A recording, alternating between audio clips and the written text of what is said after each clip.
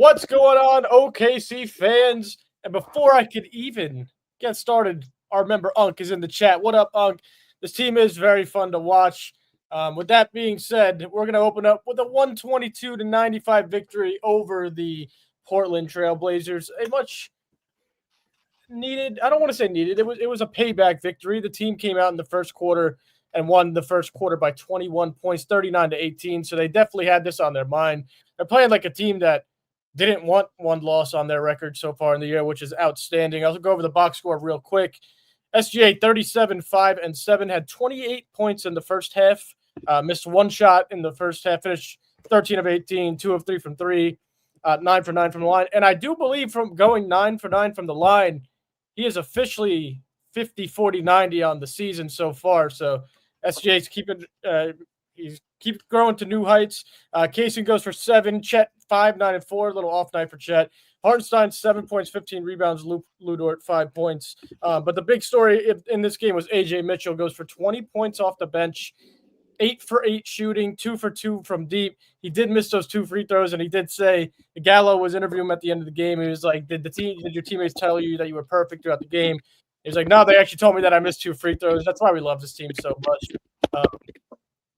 But yeah, let's get this quick comment first by Hotspot here. Damn, the Thunder turned up the heat in the second and third quarter. Yeah, I mean, they just turned it up all game, really. Like, they held the Blazers to under 100, which I want to shout out me and Jack really quick, all right?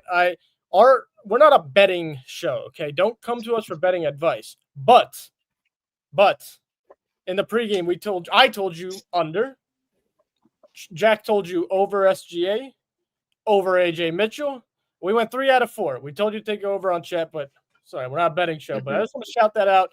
And Bradley's in the comments here already. SGA now has 90 straight 20-point games and has had 37 in 3 quarters and has the highest true shooting percentage of any player with 32 points per game. Yes, SGA is reaching historic levels, and I guess I'm going to shoot it over to Satvir to start it out because I know he wants to give some stats about SGA himself. Yeah, I was going to give the stat about AJ Mitchell that I put in the chat, which was that's his 5th 20-plus point game for the season. And also that was the 6th OKC player ever to score 20-plus points shooting perfectly from the field. Also, SGA has now sat 11 fourth quarters. He's only played 7 fourth quarters. On his updated shooting splits for the season, 54.3 field goal, 41.4 3-point percentage, 89.8 free throws. That's 50, 40, 90 for anyone trying to keep track of that. And he's also doing that on 32 points a night in mainly 3 quarters. Just historic efficiency, I think, for all the advanced analytic nerds talking about Jokic. Nothing Jokic can do can compete with the fact that he has the highest true shooting percentage of someone scoring 32 points, which is, I don't think people understand what kind of territory that puts him in. It puts him in top 5 all-time categories, and this is still really early in his career. So I wouldn't be surprised if he very quickly enters that top 10 conversation as he wins more. But just from him as a player alone without rings and stuff, like, he's undeniably like a top 15 player that we're witnessing this season, and he's only going to shoot up that ladder the more we watch him and more he improves. And even after games, he's putting in a lot of work with his trainer. So it's getting to some special heights, and he's really trusting his 3-point shot on the step backs as well. So just overall, shout out to him. Shea scored 30-plus points for the 15th time in 18 games, and the second half had just started at that point. So, yeah. Yeah, I have my own Sapphire stat of the night. SGA is now pretty much the best guard shot blocker in the history of the NBA. Over the season, he has a 3% block, a 3.0 block percentage, which leads the NBA in all time. Number 2 is John Wall at 2.8.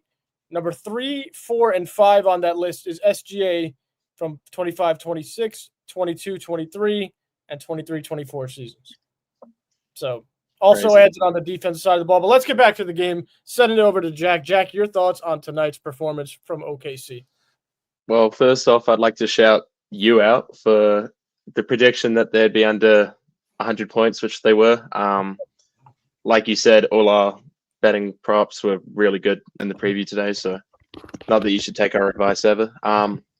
Shout out AJ Mitchell though, like he's just onto it, just insane. Like when J-Dub comes back, when Wiggins comes back, who knows what's going to happen? But we might be averaging 150 points per game because we just have that many scorers. And then shout out Isaiah Hartenstein tonight. I thought he did a great job inside with the rebounds, the blocks.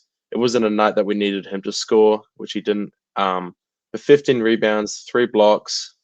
That's all you could really ask for him in a game, really. Like, yeah, just playing his role to perfection. And interior defense was really good tonight. But yeah, and good. I'm happy you shouted out Isaiah because he had 3 blocks tonight. Chet also added 3 blocks, kind of proving him to be the true leader for defensive player of the year. But you mentioned Isaiah Hartenstein. Hartenstein had a fantastic game. He was 4th on the team in plus minus. SGA led the team with a plus 27. A guy who played 14 minutes tonight. And I want to say this every recap because he deserves it. This guy played 14 minutes. He had 5 points and 3 assists. Alex Caruso had a plus 25 plus minus, was 2nd on the team in only 14 minutes. And I see Hotspot and Bradley coming in the chat here. Yeah, and I agree with Jack as well. Like, this offense is already rolling. And mind you, I mean, we haven't played the best of teams so far this year, but we have beaten up on the Lakers and the Warriors at home. And we just beat the Trailblazers, who have beaten some good teams. This offense might be a historic offense when J-Dub and Wiggins get back, and they're already one of the best defenses of all time. This is going to be a very special season. I hope we stay healthy, guys. Mm-hmm. Well, going back to tonight, one thing that we also talked about on the pregame show was just shutting out Danny Advia and making sure he didn't get to the free throw line. Only shot 3 free throws, 4 for 16 from the field, 1 for 8 from 3. So I think that was one of the big parts of winning this game was keeping him out of it. So shout out to the Thunder for listening to our tactics. They were able to control everybody tonight. Like Advia goes for 11 points on 4 of 16.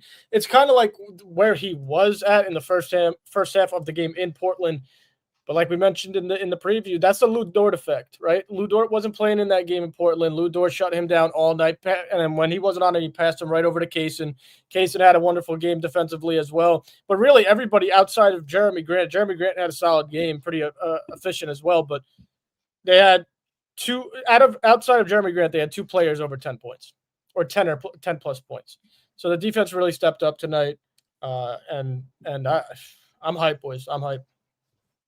Can I give a quick special shout out to Chet Holmgren and his family for hosting his annual Thanksgiving dinner at the local steakhouse for foster families and children. And this is the 4th year that he's hosted this and got to treat out the families for the holidays for the special meals. I know it's taken a little away from the game, but I thought it's worth mentioning how much these guys do off the court. So every time they do something, we want to highlight them the same way the Thunder highlights them because it's just as important on what they're doing on the court.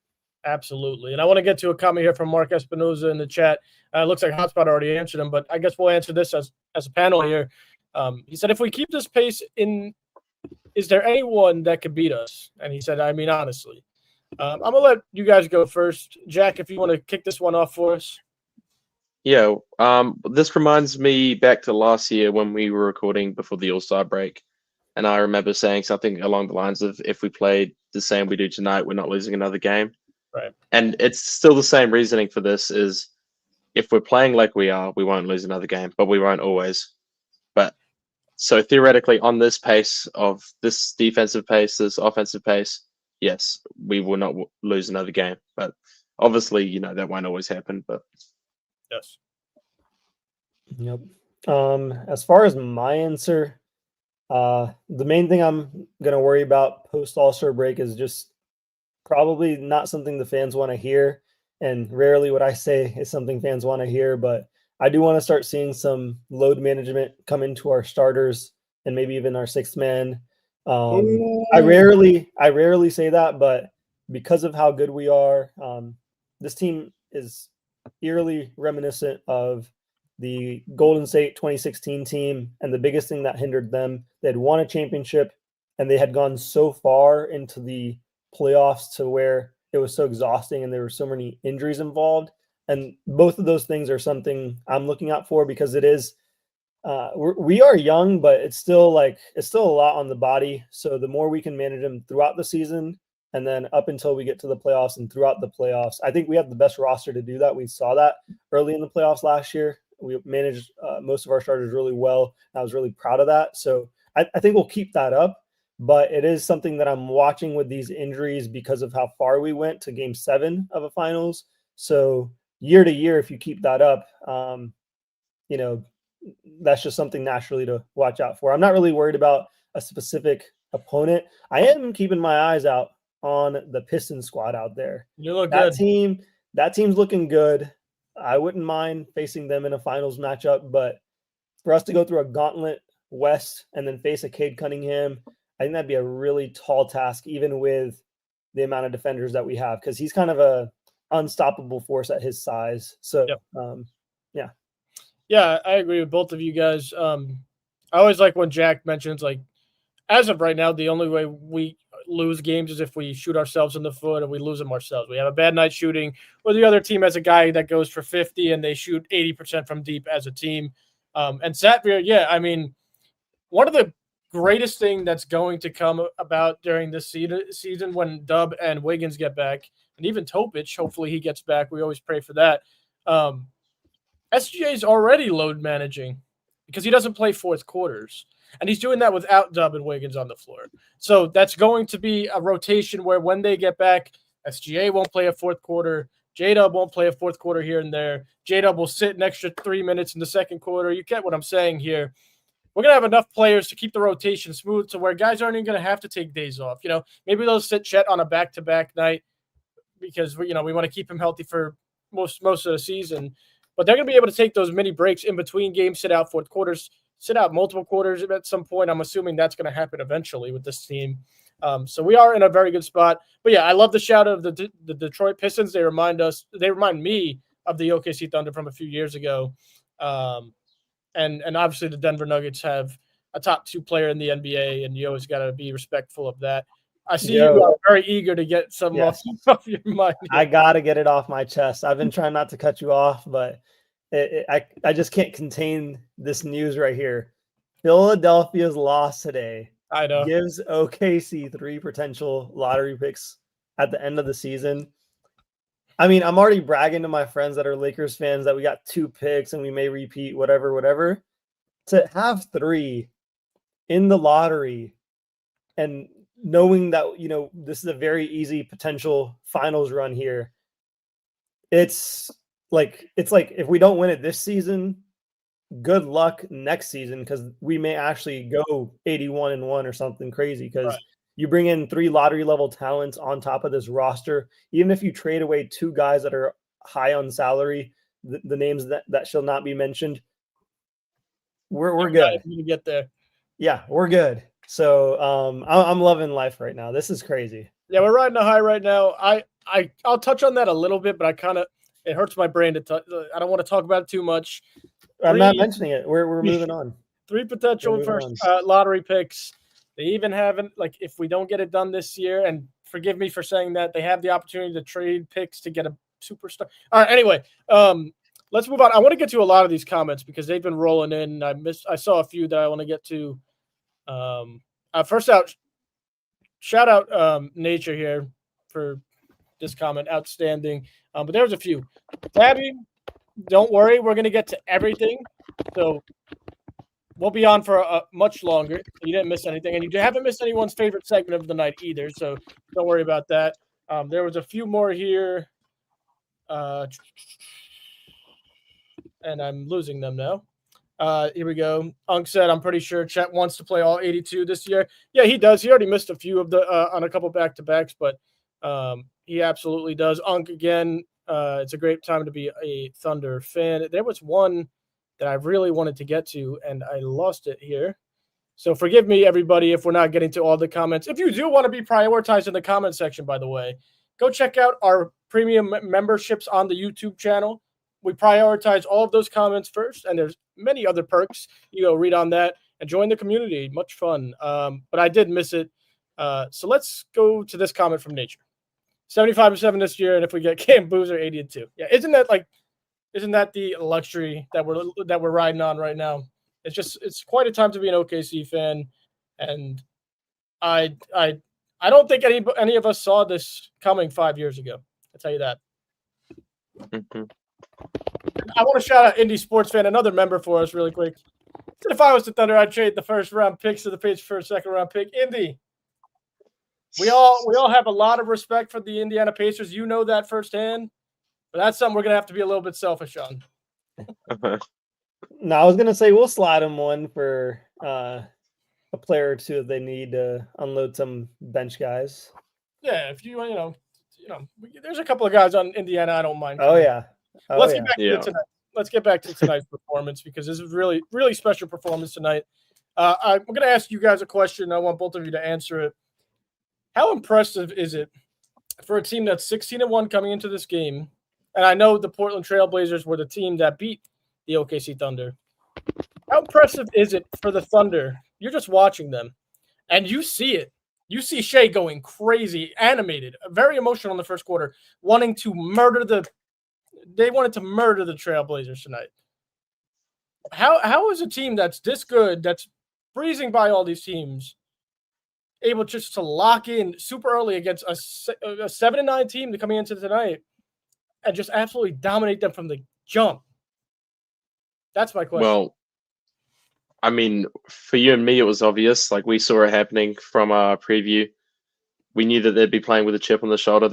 They wanted to make a statement tonight that the one in their 17-1 record was a fluke. It was because of injuries. It was because Danny Avdija decided to turn into Steph Curry. It wasn't because of the Thunder. Like, they're trying to show, like, they came into the game with a chip on their shoulder, and from the get-go, exactly how we said it.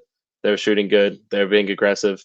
We even saw Hartenstein get the tech after Ajay Mitchell got fouled in transition. Like, it was personal from the jump. Like,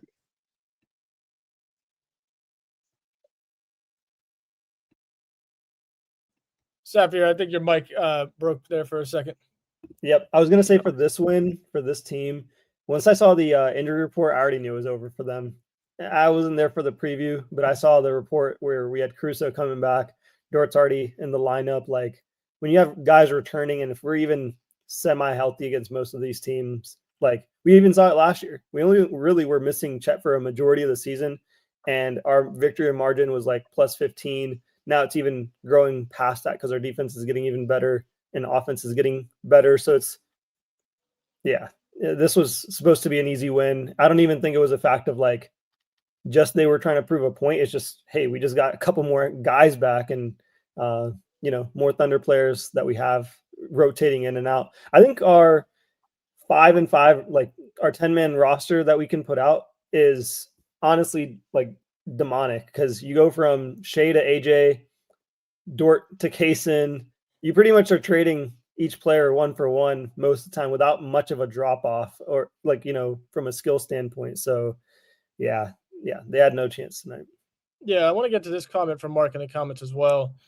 He said it just reminds him of a group of friends playing backyard ball. Yeah, but the best thing about it, right, is they have such great chemistry on the floor and off the floor, but they're just a really good professional basketball team. Like, when it's time to win games and win playoff series, win NBA championships, they play at their best, and that's what makes this team so good. I also wanted to get this comment here from Unique in the comments. It said, realistically, where do we lose this year? Not fun watching everyone get blown out, LMAO. Like we said, realistically, in the NBA, you can lose on any given night, right? The Kings just beat the Nuggets last night. Westbrook had a great game. Shout out Russell Westbrook for last night's performance, by the way. But any given night, if you're not on your game, you could lose. So you don't want to go into every game thinking, okay, we're going to win by 20. which, I mean, for this OKC team, realistically, you should. But there are going to be games that are, it's going to get a little bumpy throughout the season. And that's where OKC has to, stay with it. Like I always mentioned last year, we played the Spurs in San Antonio and Dallas back to back, and I believe we lost both games back to back. We lost 2 in a row. Me personally, I like to overreact sometimes, and I was like, oh my God, this team isn't what I thought. They quickly reminded me who they are. So even if it does get to that point where they lose a game that they shouldn't, this team's going to win a lot of games. But with that being said, we're about 20. Oh, wait. Sapphire, you did have an injury update on J-Dub there? Yep. Yeah, J-Dub and Wiggins. So I'll address the Wiggins one first because it's a little bit easier. He's been out with a thigh injury since that Sunday game against the Blazers. Also, that was, I think, mid-game, so that was a pretty big loss for us both ways. He's, this is going to be his 9th game that he's been sidelined. There's no official reports of any positive feedback for his left eye, so technically he's reported week to week. What I'd probably say he's closer to, like, once he gets a reevaluation, then we'll know an actual amount of time. So as of right now, I wouldn't even put a date out there of like, early December or mid-December, because until they say something, like, I'm not gonna, try to mess with the fans and say, oh, I think Wiggins is coming out this time, because especially with a soft tissue injury, 6 to 8 weeks is normal. So we're still looking at.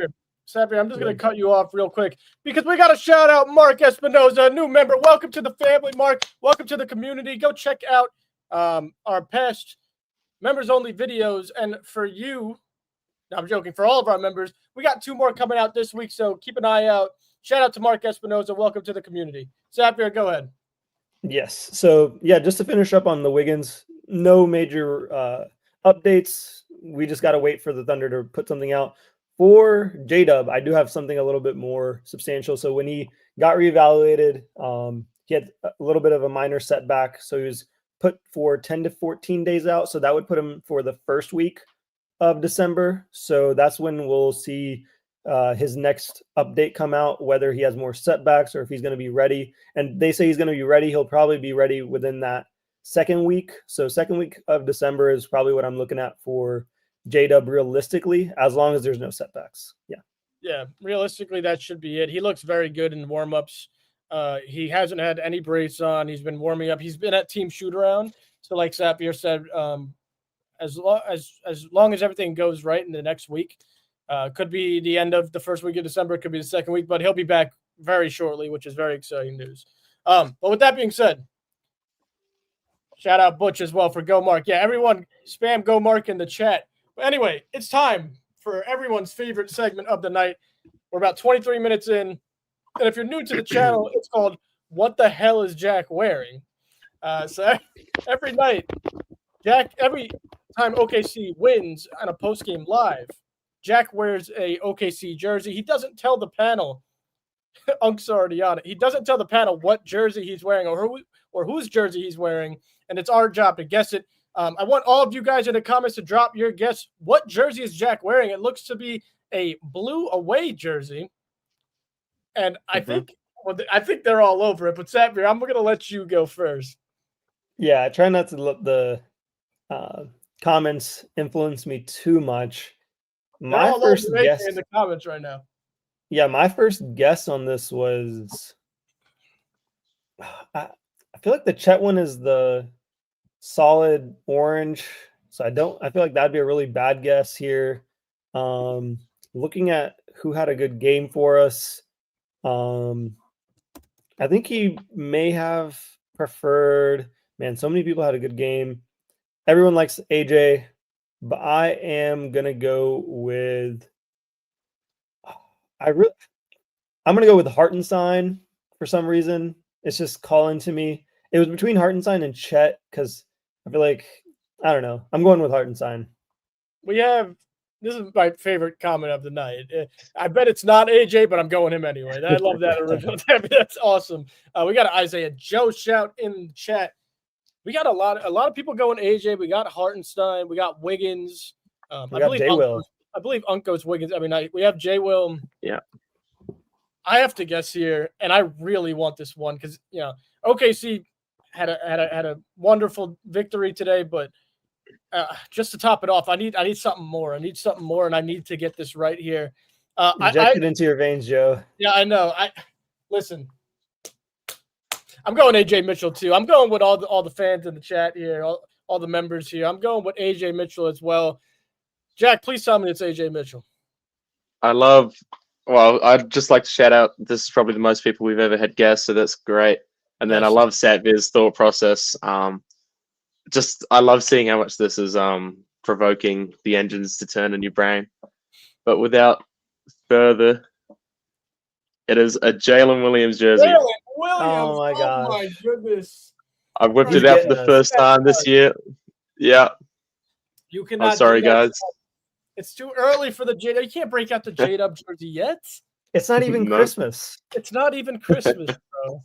Come on. Oh, so, no one got it tonight, but guys, I'm sorry. I think we're gonna have to end the live. No, I'm joking. But I am very distraught right now. But let's get back to the game.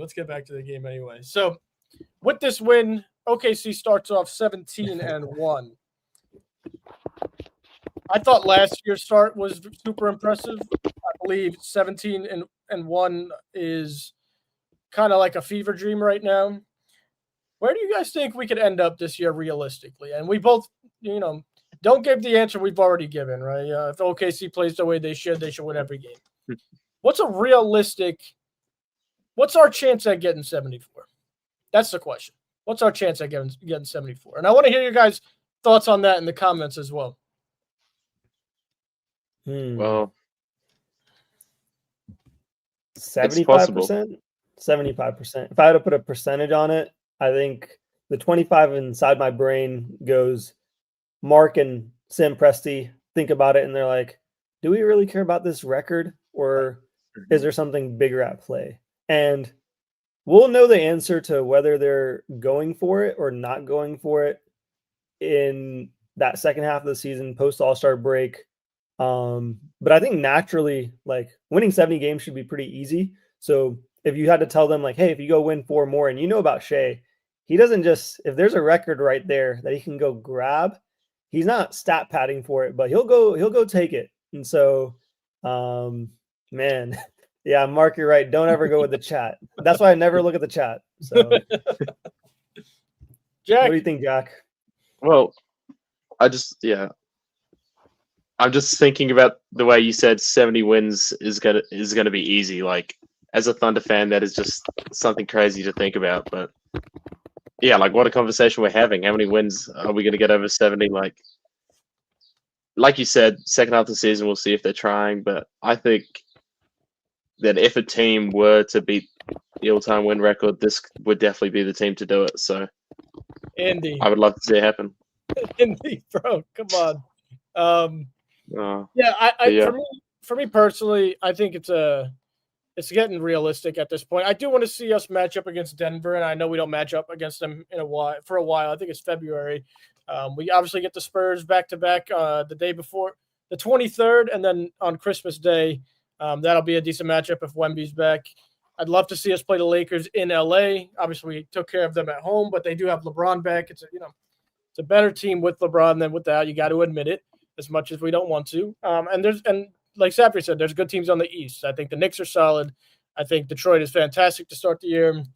But Houston can't touch us. We already beat them without all of our players anyway. But it'll be very interesting to see where we end up. Back to Shai Gilgeous-Alexander, because we need to talk about this right now. Shai's averaging 32.4 points and 6.6 assists in 32.9 minutes with still under 2 turnovers.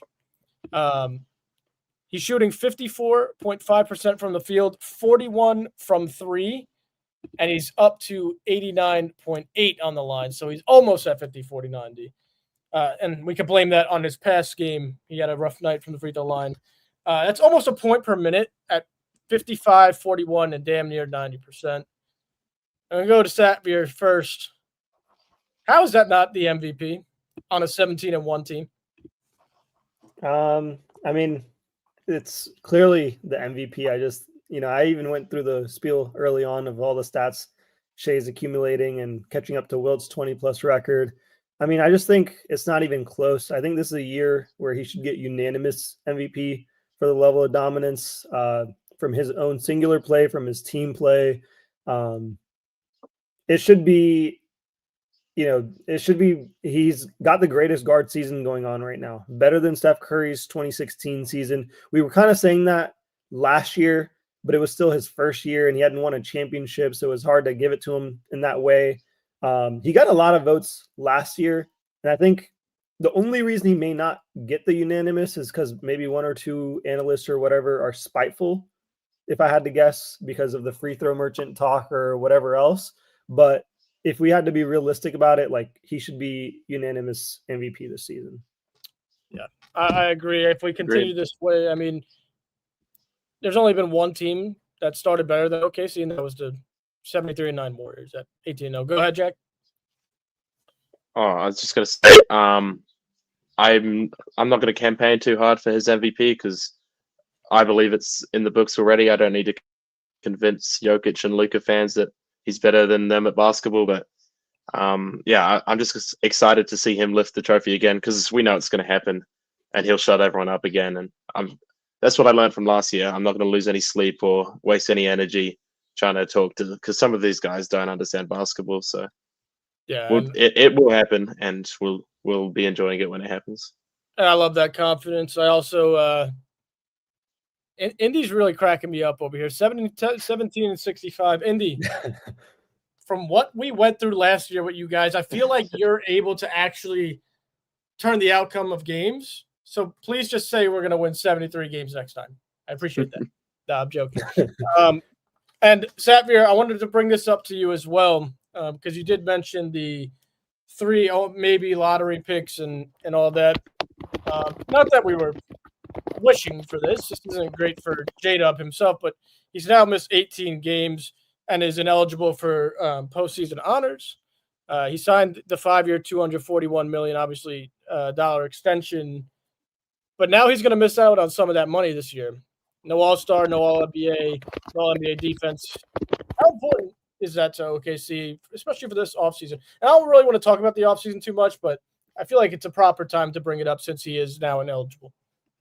Yeah, I was literally about to just bring it up because I follow Bobby Marks for all things related to cap space and anything else. He's the only one that truly has read it word for word all the way through. So he's the only one I really trust when it comes to cap navigating, and maybe a couple other guys.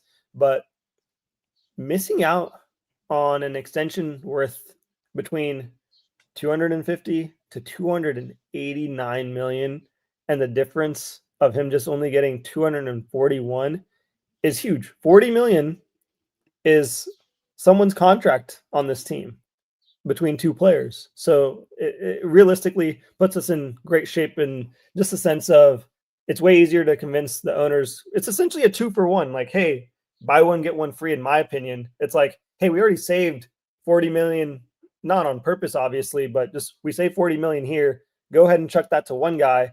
And just to keep the roster together, we can ask for 40 more million because I know what the overall cap space is, even if going into the second part of the luxury tax or whatever it is, the second apron, it shouldn't be an issue for them to pay even 40 more million. So I would say good news would be we should be able to retain everyone just from like a paying out perspective. It just depends on if that's the way they want to, go with flexibility wise.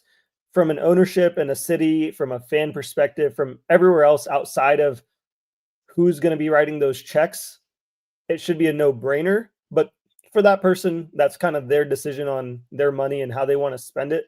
So it's really going to be coming down to a money, is the 40 million worth that extra player that we're going to sign or not? Or can we just replace that with a bunch of picks?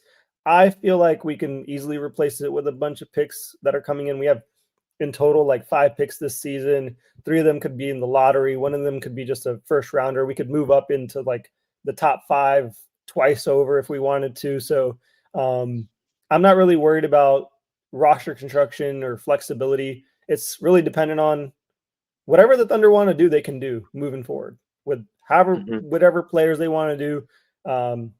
The three guys that are going to remain a consistent on this roster is the core. Everyone else can be subject to movement or not movement. I don't really even think it matters if they're moved or not. I just think we're just that good between those three guys that why not pay everyone? Like, my question would be, why not? And I think Presti's going to ask that same question, and he's a master negotiator from the top down. So from the bottom level with the players, he's great. And with the ownership, if he's great with the players, he's going to be just as good with the ownership. So I don't see why they wouldn't approve of him spitting knowledge and him knowing about basketball. And the ownership has not really gotten too involved with making basketball decisions. So, and this is a very rich organization for fans that don't know. They are located in Oklahoma, but this is a billionaire with a B, so he can write checks. So we're good. Sorry, I was muted for a second. I do want to get to this comment from our new member, Mark Espinoza. He said, 2 tough games back-to-back this week. Want to see Wallace put the clamps on Ant-Man Wednesday. Call me selfish, but I want that cup trophy. You're not selfish, bro. We all want that shit. I'm sure all the players want it too. Oh, yeah. I know the guys on the bench definitely want that. They definitely want that. That's money. A lot of money, man. And mind you, we lost in the Cup championship last year. So, hell yeah, we want that. And we definitely want to see Ant get clamped on Wednesday. It's always fun beating up on the Minnesota Timberwolves. So hell yeah. Unc also said, we love talking about this because he said Dort will be the first to go in his opinion. I want to lay out. I disagree with you, Unc. I really do, and that's fine. We love the comment anyway. I just think he's too vital to this team's success. You see when he comes in, the defense he plays. I want to remind you of the Western Conference Finals against Anthony Edwards. How much of a struggle it was for Anthony Edwards to even get the ball, mind you, not even put it in the rim, or in the net, I should say. Lou Dort's defense, he's a first-team all-defensive player, and he also shot 40% from 3 last year. I want to chime in real quick. The person's names that I wasn't mentioning, I'll just be more outright. Hartenstein and Dort are the 2 guys coming up on their contracts. They have the larger contracts. Yep. The reason I was saying buy one, get one free at this point, because they're both going to be making substantial money. And so for sure, we'll be able to keep one of them now moving forward, just, entering like the first apron. But if it's between either of them, I don't think either of them have to be let go moving forward. We're able to pay them both. So he's the guy that I think everyone's out on, and he's the guy that I'm fully bought in on. Longest tenured guy that Jack always mentions. And then on top of that, he has the special ability. No one else in the NBA, I truly believe this, not even Alex Caruso, has the ability to legit take out any all-star or superstar or whatever star out of the game. It's only Lou Dort. Literally, there's no one versatile as he is from 1 through 4, and those are the main positions you really have to guard. Centers are a lot easier to guard. You can just double up on the paint. We already have 2 great paint protectors there. But Lou Dort, he's a guy that we've seen shut down LeBron. I mean, all-time level players. Luka's an all-time level offensive engine, and he's been able to slow him down or keep him at a very steady level that no one else could. If you guys remember, 24 points per game in the year previous to this one, against that Maverick series in that second round. So I think we're in a good spot with Lou Dort, and he's a culture setter. And man, I wouldn't like to let him go like that. So not for free, at least. And if we're not getting anything out of it, there's no way. And I don't think I could see Lou Dort in any other jersey but ours. Like, he's got to retire with us. No. Lou Dort, yeah, no way. Belongs in Oklahoma City. Always. Yeah. Xavier, go check chat. But with that being said, we are about 39 minutes, and I do just want to make a shout out to everybody watching right now. We got about 91 of you guys total right now. I want to say we love you all. We're so thankful that you guys have been here with us for the ride, commenting. Your comments are always great. We love responding to all the comments. We'd love to, we love all you guys for joining the memberships on our YouTube channel. And if you haven't already, go check those out, the premium memberships. I promise you they are worth it. We release 2 members-only videos per week. There's also a bunch of perks that come along with it. You could join us up here on this panel once a week live. You could come record our weekly members only videos with us behind the scenes. Go check that out. We'll follow you back on all social, so go check that out. With that being said, Satvir, it's your segment now. It's time for Satvir segment of the night. I got us. All right, guys. So we're going to have a little fun here. I'm going to let the comment section kind of go first, similar to Jack's own segment. This is the first time for me doing a segment, and I just kind of came up with this on the spot. We're doing a start, bench, cut, and what are you choosing between these three elite point guards? Shai Gilgeous-Alexander, Luka Doncic, Steph Curry this season. Let's hear it in the comment section below. I'll give you guys a little bit of a chance to talk about it. Obviously, we kind of know what they are from a ranking perspective, but I have a take that certain fan base may not like or appreciate me for. So I can't wait to I'll go first on mine, and then I'll have Joe and Jack go on theirs next. But let's read some of these comments here. So start Shai, bench Steph, cut Luka right there. I think he might be agreeing with you, Hotspot. Yes. I think Satvir might be agreeing with Yep, and then Indy's always a smart guy, and he only gets to prove his point even more so by agreeing with me, of course. We got start SGA, bench Steph, cut Luka. Just because I'm saying that, or a couple comments are saying that, you guys can give your own opinions out. I know this is kind of a fresh segment, so I wanted to start easy out for us, but I'll make them harder as we go. But Unk says SGA 1. Nature Bay said SGA 1. Just another guy said Shai easily. I'm sure he's saying starting him. And yeah, we're gonna make a fire graphic for this one. Don't you guys worry. You guys go follow that Instagram page, and we'll have that up for you guys shortly. But I'm going with Shai, Steph, Luka, but I'm not gonna give my rationale until you guys go. So let's hear it, Joe. Yeah, I'm gonna put you on the spot, and I don't want those tippy toe ones. I need no. So pretty much for me, it's start Shai, bench Steph, cut Luka, and I'll explain why. And Jack, jump in with me on this because I'm gonna lead it right to you here. Mm-hmm. Shai's the best point guard in the NBA. It's no doubt, no question. That's an easy one, right? I need off my bench. I need a veteran who plays winning basketball. And I think there's one point guard on that list who does not play winning basketball. And I think I'm going to let Jack explain that one because I think he agrees exactly where I'm going with that. Yeah, I mean, Luka doesn't play defense. He doesn't try when he doesn't want to. His motivation is dependent on if the ball's going through the hoop. He doesn't stick it out. He doesn't play winning basketball. I've said it this whole year. And that is why, even though Luka's numbers are better than Curry, all of us have gone cut Luka, bench Curry. Like, everyone knows ball. You can see it. His attitude, his defense is just not as well rounded as Shai and Curry. So no one really wants him on the team. But as someone like myself who supports another team with Shai on it, I can appreciate his skills in the passing and scoring, but I wouldn't want him on my team because I know that my team would never be successful with him on it. And argue with me all you like, but that's my take. I'm gonna go just strictly on the basketball court. I'm not gonna talk about his attitude or anything else. We already kind of know that part. But the main thing about Steph's game that differentiates from Luka's game is Steph does one thing really, really well, and I'm not talking about three-point shooting.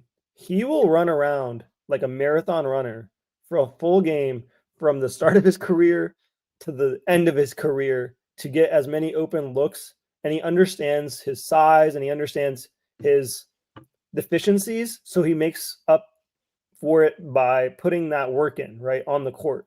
And even Shai knows what his deficiencies are. Like, he's not a high flyer, so he knows he had to learn to, be a more balanced player. Literally, as a player, he had to be more agile and more balanced to really get to the rim. Luka doesn't have something that stands out to me other than the oohs and ahs of a 40-foot three every now and then, I literally can't point to where one move where I'm like, all right, as an elite scorer, we know Kevin Durant from the top of the key, boom, easy. Yep. LeBron James, he can do whatever he wants on the court, right? Like there's all these guys that are championship SGA top midi. 15. Yeah, SGA midi. They all have something where we're like, okay, game on the line. I know he's doing this. Luka Doncic, he's trying to go for some flashy step back thing or a turnaround fader or whatever else that he can come up with in the moment. But he doesn't have one thing that opens him up, right? If there's a guy that's like Lou Dort and standing in front of him, he can't really get by him because he doesn't have the space and pace or whatever. And so he hasn't improved his body or his game on the court to make that happen. And that's why he's the easy cut between those two. So that's my like actual in-game analysis between these guys, because two of them have something that they do really special. And Luka Doncic has not committed himself to doing one thing that makes him elite yet. Right, and I think he still has that chance to do so. But until I see it, he can't be put into the tier list for benching just yet. Because even at Steph Curry's age, I know Steph's going to run around and he's going to get his open looks one way or another, right? Luka, game goes off, he's sitting in the corner. Right. And you cannot have that in any moment in a basketball game. He reminds me of James Harden. Yeah. Where similar player. James will just be like, okay, I'm disassociating. CP3, Russell Westbrook, you guys dribble the air out of the ball, give it to me if you want to, and I'll chuck up a three. And Luka literally does the same thing on a lot of possessions. Austin Reeves, go ahead, do what you want, and I'll just chuck up a shot when I get it because I'm not going to be able to do anything else. And you can't really have that type of player. He looks really nice when it's just him and he's balling and he's hooping and he's making everything. But outside of that, it's not, like you guys said, winning basketball. So I think we're all in agreement. I'll make this harder segment next time we do this. Honestly, no, it was a great segment. We'll have a good name for it next time. But that'll wrap up the Sapphire segment. We're going to call it for right now. But with that being said, we are going to look to wrap up. We're about 47 minutes in. Quick thoughts on the Timberwolves Wednesday. One sentence each. I can't wait. It's going to be the first true test of the year, I think. And I can't wait to see how AJ Mitchell and Casey Wallace do against the Timberwolves and Anthony Edwards. Yeah. That's my sentence. My sentence for this will be, we need to play a lot of defense. It's going to be that simple. If we want to win against that team specifically, they can get out in offense. We need to play a lot of defense. Anthony Edwards, you give him an ounce of belief, he will run with that and drop 40 on your head. Yeah. And it doesn't matter if Lou Dort's in front of him. He's one of those guys where he's athletic enough, unlike a Luka Doncic, where you could throw 3 or 4 bodies at him. He will get tired over time, but he will still produce because he's just so athletic. And there's a lot of it's rare to have that kind of engine and motor, and Anthony Edwards has that engine. So if we're not going to play defense early on him and he gets a lot of rest by the fourth quarter, he will, if he's in the game, he's going to look to put us out. So that'll be my word of advice. Don't let him stay in that game, especially come into the fourth, because we'll have a battle on our hands. If I'm honest. Tabby, we're going to be rooting for OKC on Wednesday. Sorry, but your brother's going to have to lose on Wednesday. Nature said BTA. That's what he thinks of the Wolves, no comp. I agree with that. Unk said see y'all on Wednesday. And here we go. Indie Sports. The score prediction of the Thunder to 2,204 to the Timberwolves 2,201 final in 81 overtimes. Please no. I think that's accurate. I actually think that's a really good prediction by Indy there. But with that being said, we're going to wrap up here. We want to thank everybody for tuning in tonight and who tunes in consistently. We love all of you guys. Stay tuned for Wednesday's game preview. If you're new to the channel, we do game previews. And we post those like 5 hours before each game, and then we're live after every game. Again, if you want to go check out our premium memberships on the YouTube channel, go do so. We want to get some of you guys on here with us to come join the panel for one of the lives. Mark, one of our members here, said we got to clamp their big three and we'll be good. Absolutely agree with that. And with that being said, everyone, OKC, have a good night. We will see you Wednesday. And Thunder up, baby. Let's go. Let's go.